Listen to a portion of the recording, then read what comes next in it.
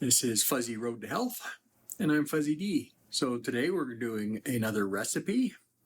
So we're going to be sous videing a pork roast. Let's get started.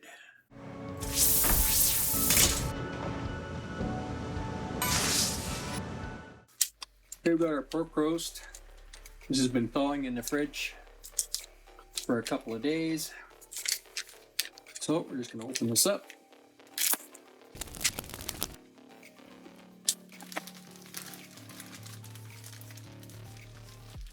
So this is generally one thing that you want to do is when you're thawing stuff out, always thaw it out in the refrigerator.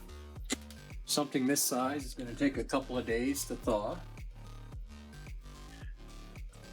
And you notice that we've got a nice fat cap on here. The skin has been removed. And there's quite a bit of marbling in the meat. You could probably get rid of the fat cap, but I don't think I'm going to. I'm just going to take this loose piece off. And we never throw away the fat. I'm going to save this. Okay, now since we do have the fat cap on the other side, there's really no point in seasoning that because the seasoning isn't going to go through it. But we are going to season the rest of it. And because it's going in sous vide, and we're going to be sous videing this for 4 hours, because it's going into sous vide, it needs much more seasoning than you would normally put on it if you're roasting it in an oven, because you know the juices come out and it's cooking basically in its juices, so that takes away a lot of the flavoring from getting into the meat. So we're going to do this quite heavily. Okay, so we're going to start with a good amount of Himalayan salt. And keep in mind, all the stuff I'm using here, there'll be links down in the description. Full disclosure, they are affiliate links or associate links on Amazon. So you still get the same great price, but it helps out my channel a little bit if you buy through that link. If you need to get some of this stuff, I'd appreciate you using those links if you could. So we're going to start with our Himalayan salt. This is going to go on really, really heavy.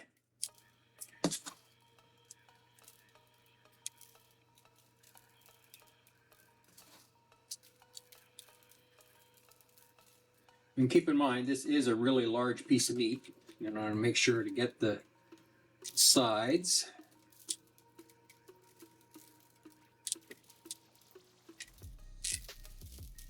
Now we are making a bit of a mess here, but we're really cooking here, so we're going to be making a bit of a mess.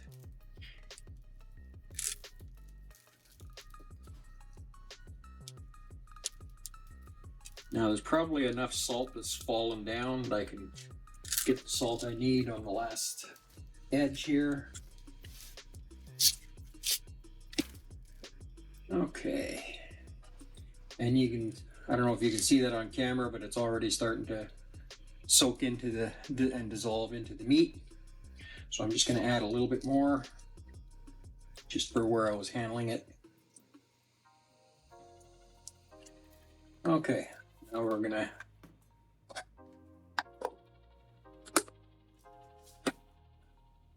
add some granulated garlic, and there's a link to this in the description as well. I'm not going to bother with adding any liquid smoke, but if it's something you want to add, you can just, before you add any of the seasoning, you can put some of the liquid smoke on and rub it in. And if you're interested in the liquid smoke that I use, there'll be a link for that in the description as well.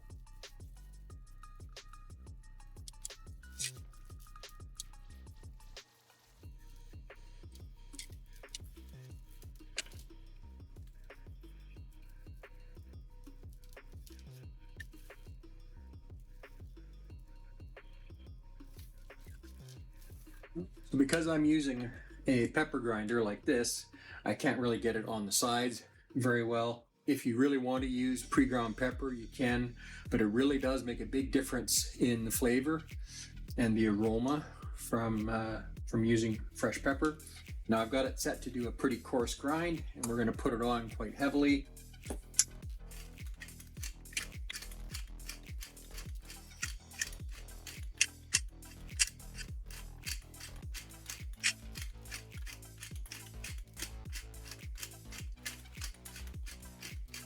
You can see we're putting a lot of pepper on this.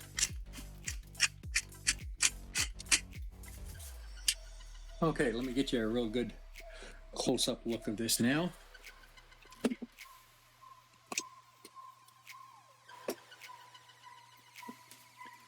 Hopefully that focused in okay. Okay, so now I'm going to do a little cleanup.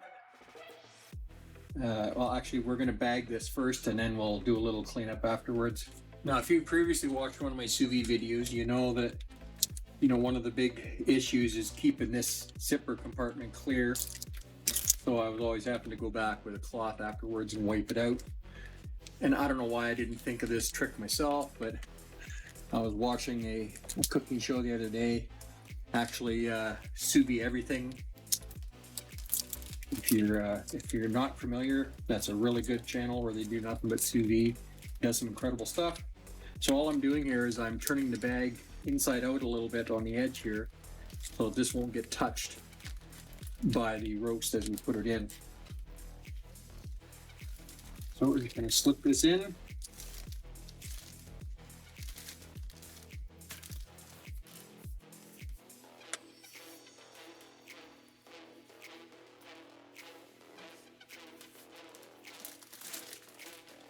I can turn this back inside out, except I want to stuck it in the spices.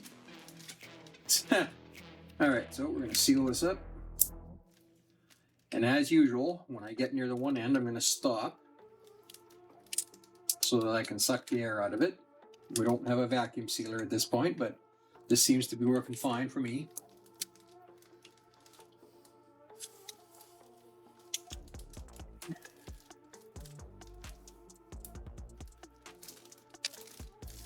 Okay, I'll bring you back in a minute. I'm just going to do a little cleanup. Okay, so we got things cleaned up a little bit. We're going to grab our sous vide pot.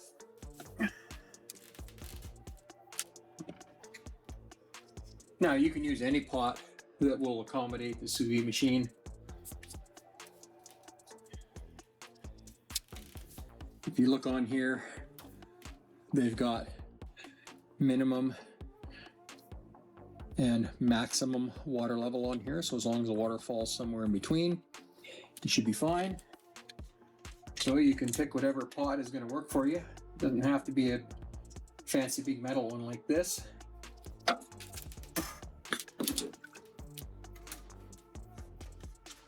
Tighten it on here.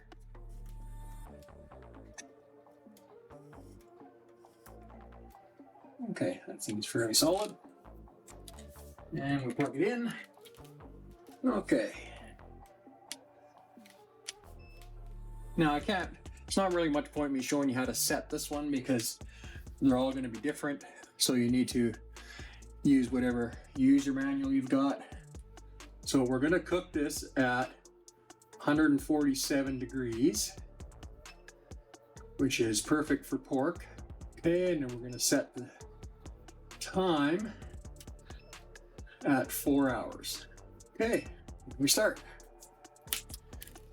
Now, once it actually starts, it gives you an actual temperature reading of the water, and it's beginning to circulate and warm it up, but it won't actually start the cooking timer until it reaches the proper cook temperature. So we're just going to place this in.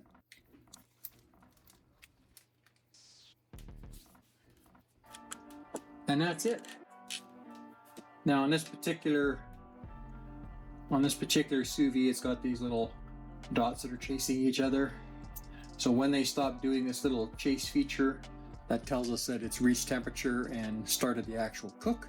And then it will slowly work its way up one bit at a time as the cook completes. And then it has a little alarm that beeps at you when it's cooking. So I'll bring you back when this is all done and we take it out, and then we'll sear it before we actually go to serve it. Now, one thing to keep in mind with sous vide, because you're cooking so slowly and gently, you don't actually have to rest it. Even though we're going to sear it, it doesn't make enough of a a difference in it to bother resting it afterwards. I mean, you can, it's not going to hurt anything, but you don't need to. We'll see in a bit. All right, we're back. So I pulled this out of the sous vide just a couple minutes ago. So first thing we're going to do is drain the fluid off here.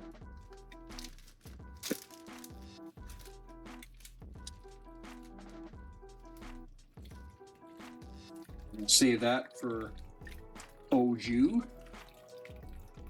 So we can dip our roast in there as we eat it. Not as much au jus as I thought there was going to be. Okay, set that to the side. Now normally I would throw a big slab of butter in there to do the browning with, or the searing. But since we got such a nice big fat cap, we'll start searing on that side of it, and that'll give us all the fat we need for the rest. So we're just going to turn our pan on. And it doesn't need to go really super high. I know on some previous videos it'll tell you to turn it, like crank it right up to high, and I've since learned that that's actually not the best way to do it. I mean, it'll work, but you get just as good a sear at a lower temperature, and then if you're using something like butter, you're not going to risk burning it. So we'll just let that pan heat up a little bit.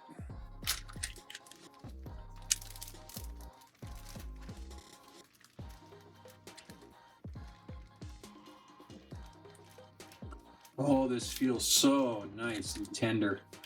Oh, that is so squishy. Okay, now I didn't let it completely heat up because I want the fat to be able to melt a little bit.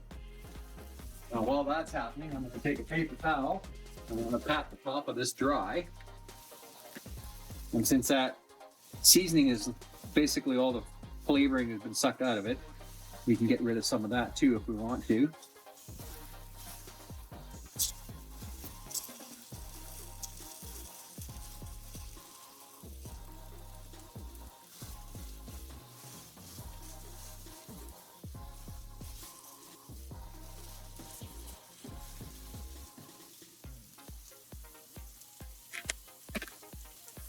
Now it's very important to get a nice sear. You've got to pat it dry. You've got to get rid of that moisture on the surface. Okay, let's see how we're doing here. I'm starting to get a nice little browning on there. We're just gonna push down the end because we getting browned yet. Get a little bit of a sear on that.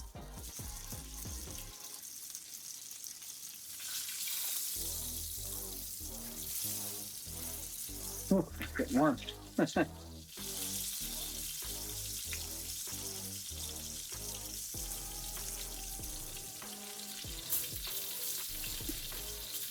Okay, I'm not going to handle it by hand anymore. I don't have any heat protection on the little gloves.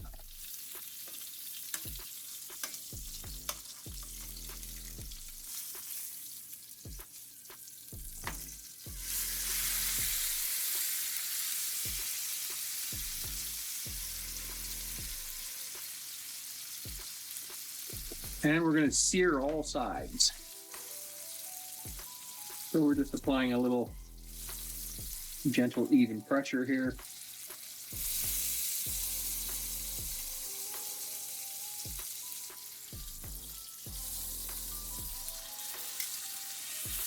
Now, typically you want to let this sear for a couple minutes on each side.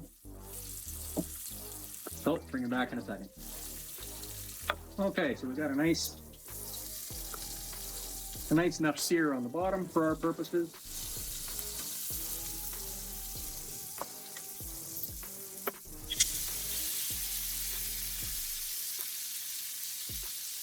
So this is going to be more of the same, searing all sides. So I'll bring it back when that's all done and we're ready to slice it up and do a quick taste test. Okay, I just flipped it back onto the one side. It Didn't actually get that great of a sear. So we're going to let that side sear a little bit more, but while we're waiting for that, I'm going to grab the knife and throw it on the kitchen steel for a second, and then we'll cut this puppy up.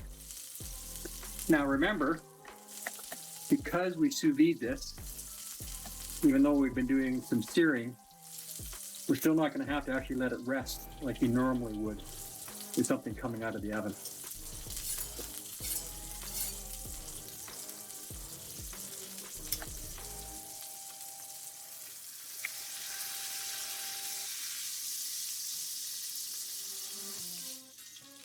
Okay.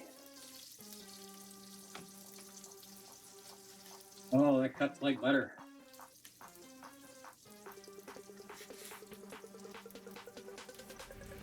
All right. So there's that perfectly cooked pork. So it was cooked at 147 degrees for 4 hours. So let's grab a little slice off of here.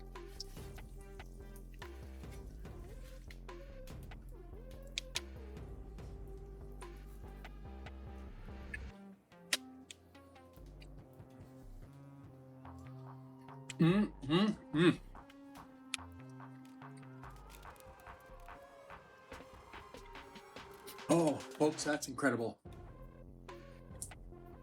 So tender, so perfectly juicy, and really, really nice flavor. Absolutely love this done sous vide and then seared afterwards.